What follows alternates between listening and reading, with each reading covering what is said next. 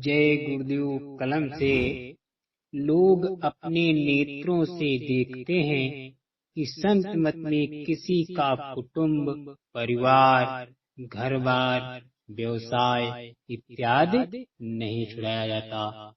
केवल सच्चे महाप्रभु की महिमा सुनाई जाती है, उससे मिलने की युक्ति समझाई जाती है, संसार की नाशमनता और संसारियों की स्वार्थी कार्रवाई पर ध्यान आकृष्ट कराया जाता है। जो कोई थोड़े रुचि और इच्छा के साथ वचन सुनता है और समझता है, उपदेश लेकर उस युक्ति का अभ्यास करता है, उसको महाप्रभु संत सतगुरु दयाल का प्रकाश अपने घट के भीतर दिखाई देता है। उनकी दया और कृपा की पहचान होती है, तब वो अधिक रुचि और प्रेम के साथ सत्संग और अंतर के अभ्यास में लगता है। तब वो अपना समय संसारियों की संगत में व्यर्थ नष्ट नहीं करता, किंतु जहाँ तक संभव होता है सतगुरु दयाल की दया का बल लेकर कुछ अधिक समय परमार्थ कार्य में व्यय करता है।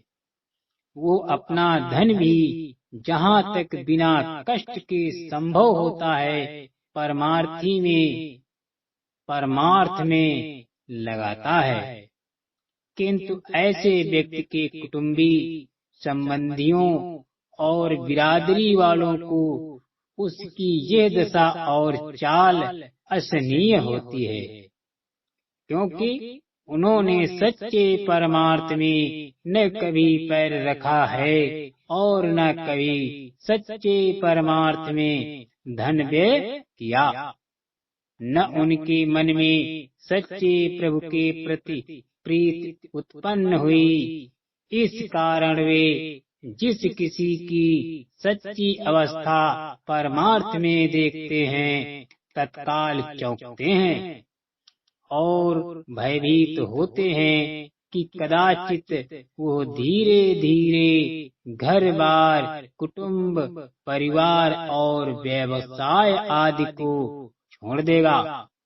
इस निज विचार के कारण वे उसे रोकते हैं, धमकी देते हैं, नाना प्रकार के भय दिलाते हैं और उसकी भक्ति में विघ्न डालते हैं। जिस किसी ने संत मत को भली भांति समझ लिया है और अभ्यास करके अंतर में कुछ रस पाया है, वो सत्संग का बल लेकर नित्य प्रतीत के साथ अपनी कमाई करता, कुल कुटुंबी संसारियों की धमकी और चालाकी का विचार मन में नहीं लाता, अपितु उनको भी समझा कर उनके सच्चे परमार्थ में लगाना चाहता है। यदि वे नहीं लगते तो वाद विवाद व्यर्थ की कहासुनी नहीं करता। उनके हाल और चाल पर उन्हें प्रभु की इच्छा पर छोड़ देता है। अब इन मूर्ख संसारियों की दशा पर विचार करो। यदि कोई उसके कुटुंब अथवा नातेदार में से बुरे कर्म करता है, जैसे बाजारू स्त्रियों के घरों पर ठहरना और खाना पीना, जुआ खेलना और खिलवाना, अन्य जातियों के साथ शराब पीना व कबाब खाना, असत्य बोलकर धोखा देकर धन कमाना और दूसरी अथवा नीच जाति की स्त्रियों को घर में रखना और उनके साथ रहना इत्यादि, उसे कोई नहीं कुछ कह सकता है, न धमकाता है, न उन्हें जाति से निकालने की इच्छा करता है।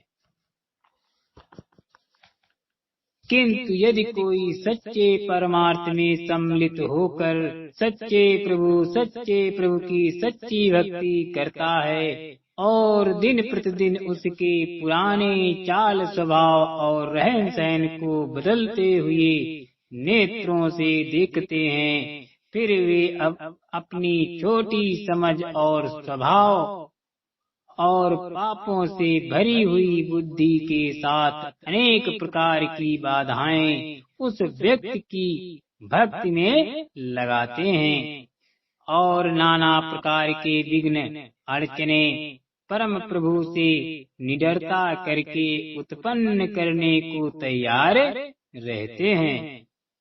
अब समझो, इन लोगों को शुभ कर्म, अच्छे कर्म और सच्चे प्रभु की सच्ची भक्ति प्यारी है, अथवा पाप कर्म, बुरे चाल और झूठ पसंद है।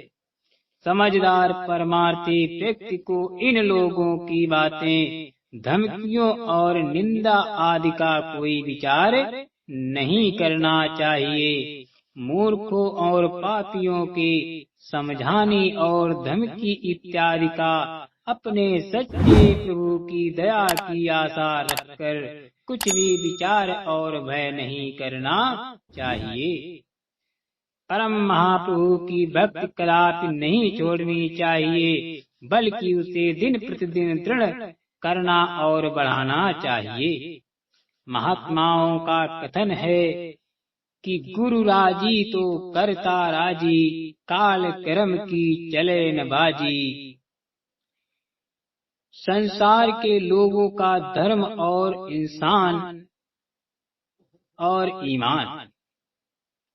जो लोग पूरे संसारी होते हैं, उनके मन में धन, स्त्री, पुत्र और अपने मान बढ़ाई की मुख्यता बनी रहती है। इस युग का हाल देखकर कहा जाता है कि इस प्रकार के लोग अधिकतर हैं और उनके मन में भय और प्यार सच्चे प्रभु का नहीं है।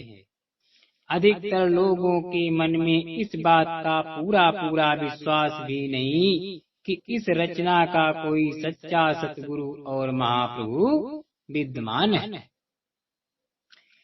फिर भय और प्रीति कैसे हो? ये लोग थोड़ी विद्या रटकर नास्तिकों की वाणी या वचन सुन अथवा पढ़कर बहुत शीघ्र उसे स्वीकार कर लेते हैं और धोखा भी खाते हैं। सच्चे परमार्थ को प्राप्त करने के लिए दो बातें आवश्यक हैं।